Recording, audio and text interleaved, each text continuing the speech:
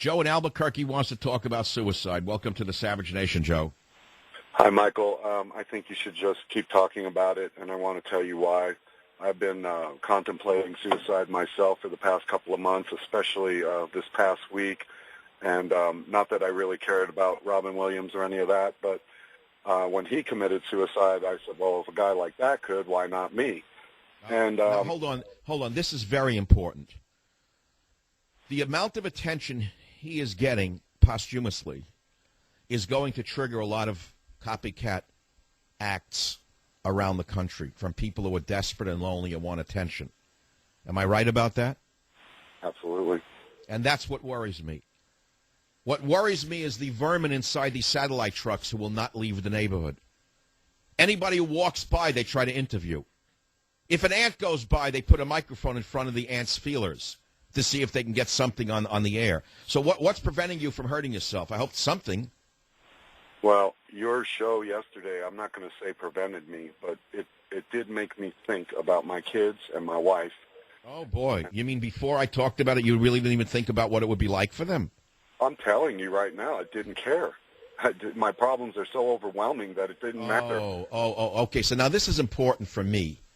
You're saying that your life is so black that you can't see outside the darkness, and you don't see anything but darkness. Correct. Can you isolate for me what your single biggest problem is? Is it financial? It is financial. Okay, well, believe me, that's not to be dismissed. And others people say, oh, it's only money. Well, try living without it.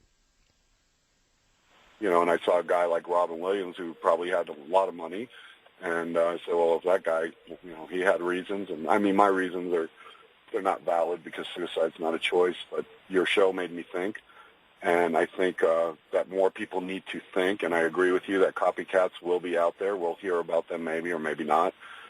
But it is a dark world when you walk around every day wanting to take your life, you know, and you just got to pick yourself up every day and keep going no matter what, right? Look, listen to me. Here's the thing to remember.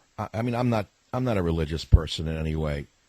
But the thing for you to remember is this. Just think of your children, because I heard you say that in the midst of the darkness, that's what you thought of. Is that correct? That is correct. Okay. How old are they? 16 and 27. Now imagine what their lives would be going forward if their father was found dead with a gunshot to his head. My son would be devastated.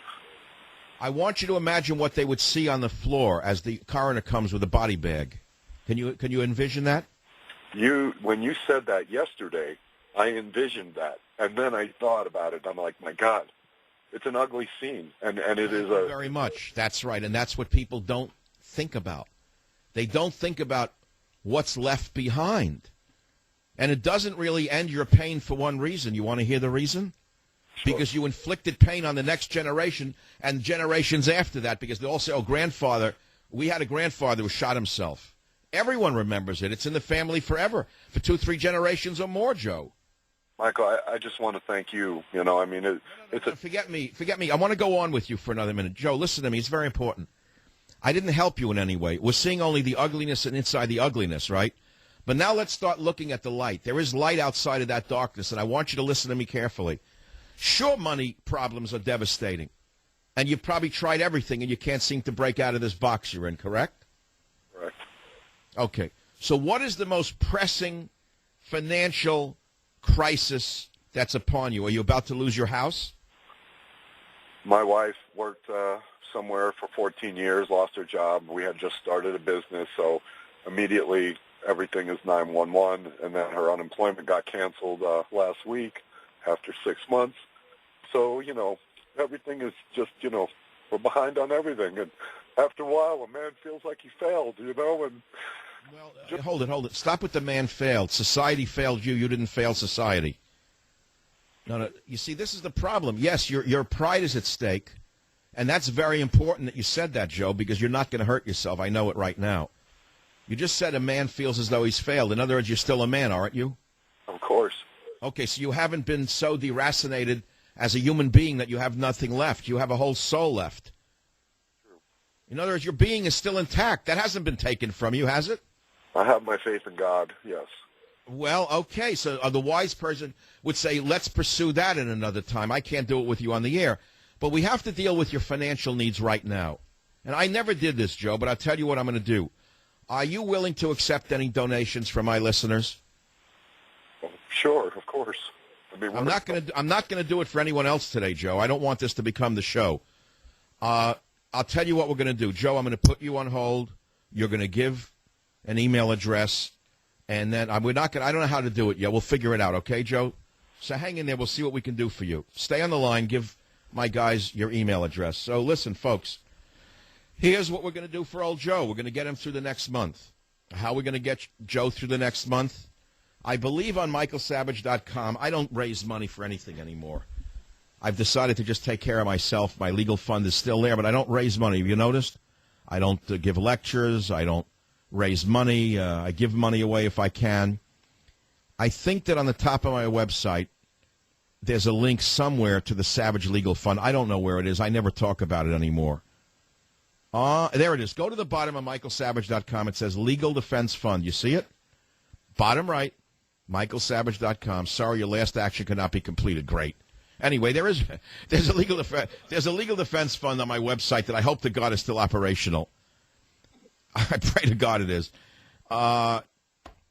You can make a donation through my defense fund and say for Joe. I can guarantee you I won't take 10 cents from any donation. No handling charges, nothing. Not 3 cents, not $1, nothing. And I'm going to forward him some money from my fund in advance anyway. I'll send him whatever I think is needed to get this guy through the month, because I have a feeling that if we can get him through a month, he'll be fine. It's the Savage Nation, and I want to understand what just happened with that phone call. You helped save a man's life and a family's tragedy. By listening to the show, you have given me, let's say, this show. By listening to the show in such great numbers over the years, I was rewarded by Cumulus with the biggest stations in the country at the best time of the day. So there must be a reason for this. It must be fate. And maybe the whole fate was to save one man. I don't know. Maybe Joe is somebody. I don't know Joe. But maybe Joe has something waiting to – maybe the world is waiting for something that Joe will give us months or years from now. I don't know what Joe does for a living. I didn't ask him. We have no idea. Do you understand what I'm saying to you? There's a saying in my religion that goes like this: He who saves a single life, it is as though he has saved the entire world. Now,